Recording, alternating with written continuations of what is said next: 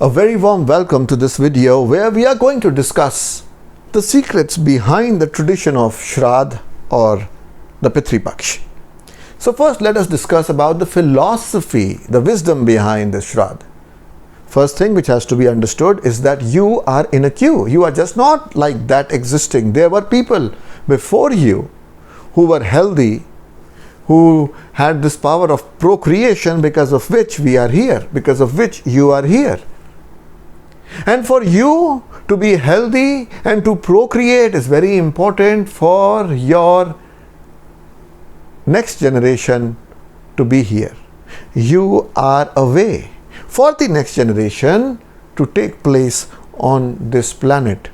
And that is precisely the reason why suicide has not been permitted by so many cultures and so many varied kind of religions which have existed on earth. You are part of a sequence. This is the broad view of life, and even if you just ignore to refuse it, it will still exist. In the Farsi language, Pitr means the people who were born before you, and Pisar means the people who will be born after you. In your lineage. So what have your ancestors given you? Have they given you some estate, or have they given you certain liabilities? Have they given you health, or have they given you disease? This is something which an astrologer can infer by seeing at your horoscope. If you are facing disappointments in your career or your health because of the ancestral heritage which you have, then this time is very important. It has been mentioned in so many scriptures, and there are a lot of things which need to be done during this time at various eminent places like Haridwar, like Pushkar, like Pehwa, like Gaya.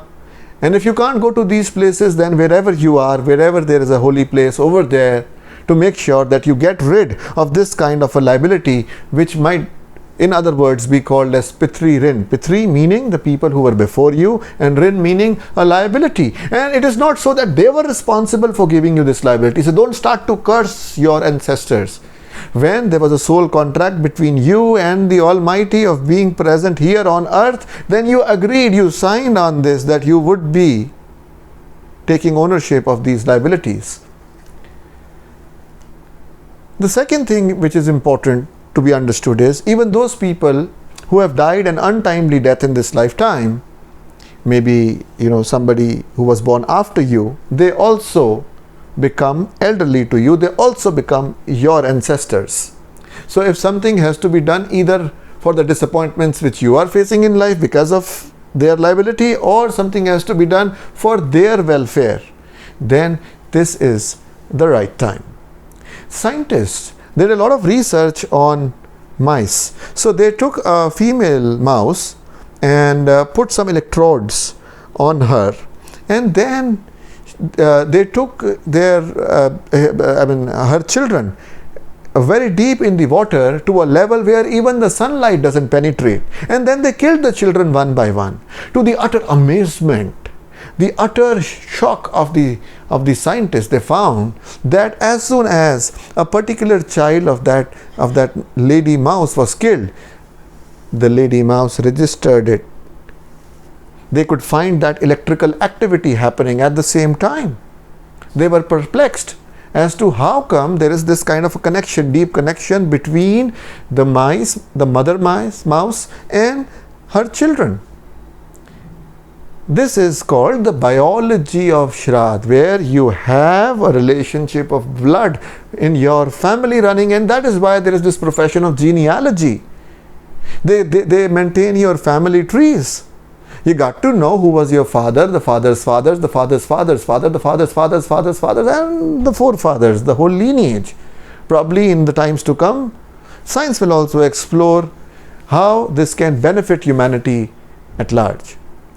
As and when we are getting more advanced in genetics, we are trying to understand about our ancestral heritage, what we got from our ancestors in a far better way, and the day is not far off when science and spirituality will become one again.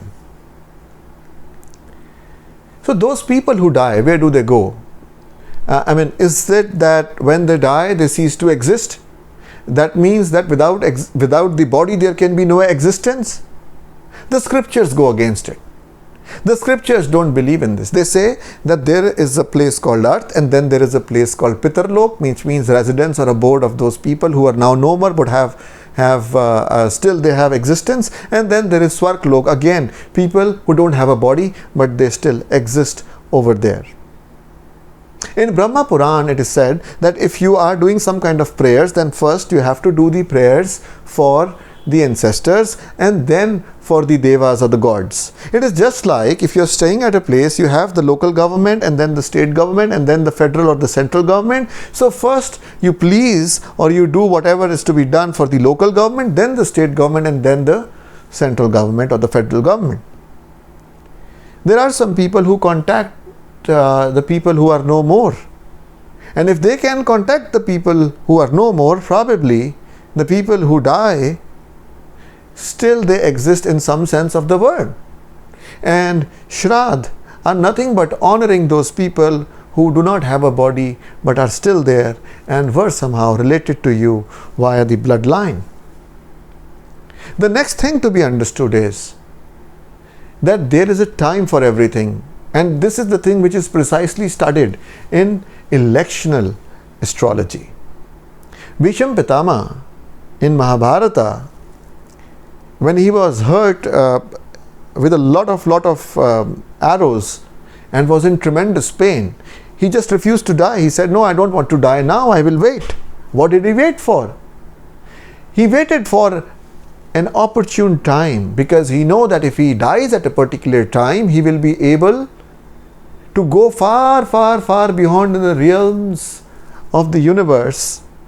And if he dies before, then there will be a problem. He will not be able to go that far. When I say he will be that, I mean the soul or the spirit of Bhishma Pitama.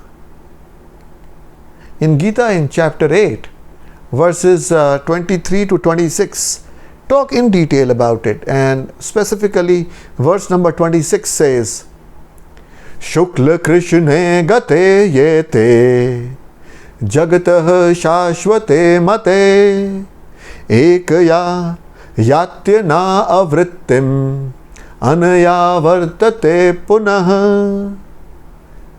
Which basically means that according to the Vedic opinion, there are two ways of passing from this world.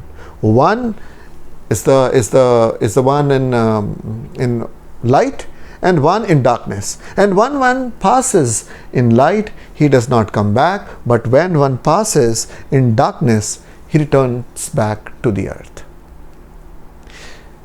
So the important thing to be realized is that there is a time to die. So if you have an opportunity to choose the time of death, and that is also taught in Hasta Yoga, then it is also mentioned in Gita, by the way, then it becomes very important for a person to learn this art of dying, because each and every one of us, if there is something common between us, it is that we are going to die one day. So why don't we learn how to die in order to go even further?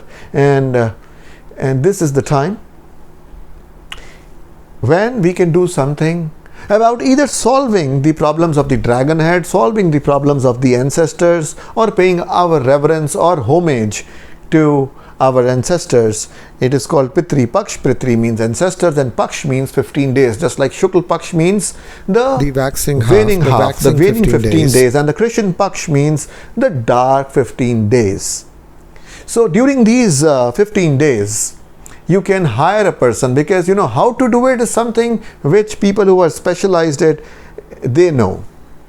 They know how to perform specific things. Like for example, in the Charak Samhita, a Vanaspati Tantra is there, where it is specifically mentioned what steps need to be followed in order to do these Pitri Kams. So there are people who specialize in it, but broadly what they do is they do the tarpan, they do the puja, and then they do the bhojan and dakshina, which means tarpan means something to do with water, and then puja means prayers, bhojan means offering food, and donation, dakshina means donation. So this tarpan is done through water, and you know water has maximum receptivity.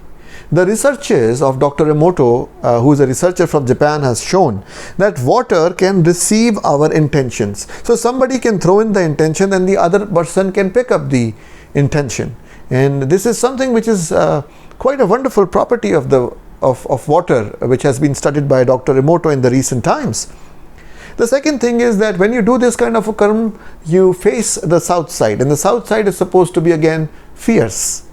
Again, you do it with black sesame seeds, which is again, black is a cruel color. Again, you do it at a time which is called a cruel time. That is from 11:30 to 12:30, when the sun is at its maximum heat. It's very difficult to look at the sun at this particular time because it is in its full strength. So this time offers tremendous opportunity for those of you who are suffering because of their ancestral heritage, because of dragon's head, to do some kind of things to make sure that they come out of their suffering. And now to the mathematics of Shraddha. That means during these 15 days, when should you perform these kind of rituals? And that really depends upon whether you are doing it for a particular ancestor or for all the ancestors. If you're doing it for all the ancestors, you can do it on a new moon. But if you're doing it for a particular ancestor, then it needs to be done on a particular lunar date. Now, a lunar date is called a tithi. What does a tithi mean? It means the difference between the moon and the sun. How far is the moon from the sun? It is a purely mathematical concept. So till 12 degrees, that means if moon is 12 degrees more in longitude than the sun, it is the Prathama or the first lunar date. Now from 12 to 24 degrees, it is the second date. So you need to know, and any astrologer after seeing the ephemeris can let you know that what was the tithi, the lunar date, when a particular ancestor passed on to the other side.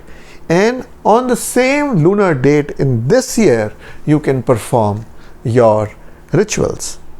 Now, when are those tithis happening? This year is something which I have given in this description. So just look at the description, find out when you should do these rituals, contact a person and get it done, and get rid of any kind of liabilities which you have inherited from your ancestors for your well-being. Thank you very much for being with me. This is Prabal Frank Nandavani signing off.